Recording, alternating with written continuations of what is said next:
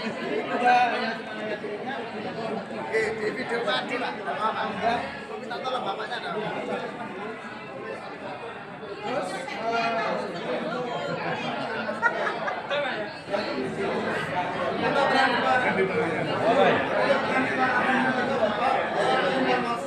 Assalamualaikum warahmatullahi wabarakatuh. Tadi kemudian Satgas untuk menyampaikan prinsip-prinsip dalam penanganan kekerasan yang menjadi tugas kami dalam prinsip keadilan dan kekerasan kesetaraan gender. Nah, prinsip ini maksud dari prinsip ini bahwa peserta didik, pendidik, dan tenaga pendidikan tanpa memandang gender memiliki hak dan kewajiban yang sama untuk mendapatkan pelayanan dalam pencegahan dan penanganan kekerasan. Jadi antara laki-laki dan perempuan ini mempunyai kedudukan yang sama di dalam memberikan pelayanan dalam pencegahan dan penanganan kekerasan. Contoh dalam penerapan dari prinsip ini adalah memberikan informasi yang sama antara siswa laki-laki dan siswa perempuan terkait dengan pencegahan kekerasan. Jadi semua gender laki-laki dan perempuan mempunyai hak yang sama di dalam menerima penjelasan tentang kekerasan. Contoh dari itu adalah kekerasan seksual. Kemudian kita atau dalam penerapan prinsip ini tidak memandang lemah jenis kelamin tertentu dari jenis kelamin yang lain. Artinya jenis kelamin laki-laki dan jenis kelamin perempuan itu kita tidak boleh memandang lemah antara yang satu dan yang lain. Kemudian penerapan action yang di lapangan, kita mengadakan sosialisasi itu menyediakan narasumber yang sesuai dengan gender. Ini adalah materi-materi yang disampaikan oleh kepada wanita yang menggunakan gender wanita atau kepada laki-laki menggunakan gender.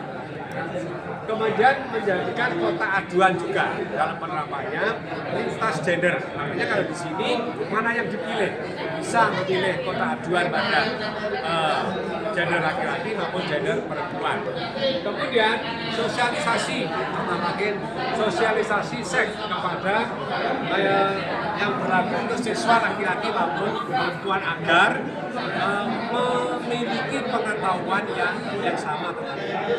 Kemudian contoh penerapannya juga mempromosikan kesetaraan gender dan pemberdayaan perempuan, dan yang kelima mendidik anak-anak tentang kesetaraan gender dan hubungan yang sehat. Ini penerapan prinsip keadilan dan kesetaraan gender dari deskripsi, kemudian contohnya, kemudian action di lapangan. Ini adalah sebagian kecil saja yang dapat kami kupas dari kelompok 11. Mungkin hasil kami ini masih jauh dari kesempurnaan tentang memahami bagaimana prinsip kekerasan dan keadilan. Mungkin ada sumbang saran dari kelompok 1 bisa kami menyempurnakan hasil karya kami. Oke. Ya, hanya ada satu hal yang saya kritisi ya. Di sini contoh nomor 2. Ya. Di sini prinsip keadilan dan kesetaraan gender tidak memandang lemah jenis kelamin tertentu dari jenis kelamin yang lain. Tetapi perlu diketahui secara fitrah wanita lemah, dan ini jangan diputar balikkan. Akhirnya wanita ini makhluk yang lemah. Kita semua sudah sepakat segala. Jadi yang harus kita catat apa dan kalau kontradiksi dengan mungkin di sini dengan kelemahan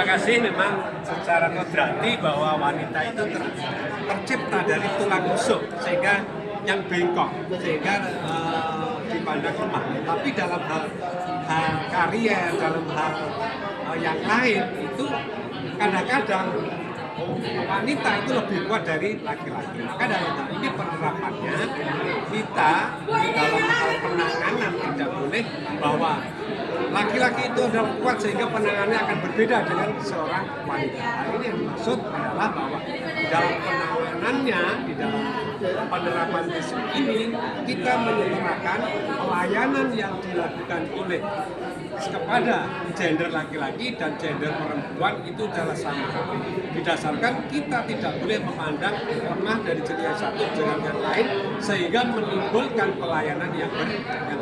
Dan secara kontradiktif bahwa wanita itu adalah makhluk yang lemah karena terbentuk dari tulang sulbi dan laki-laki. Oke, silakan diakhiri presentasinya di kelompok. Bapak Ibu kembali ke alamnya masing-masing.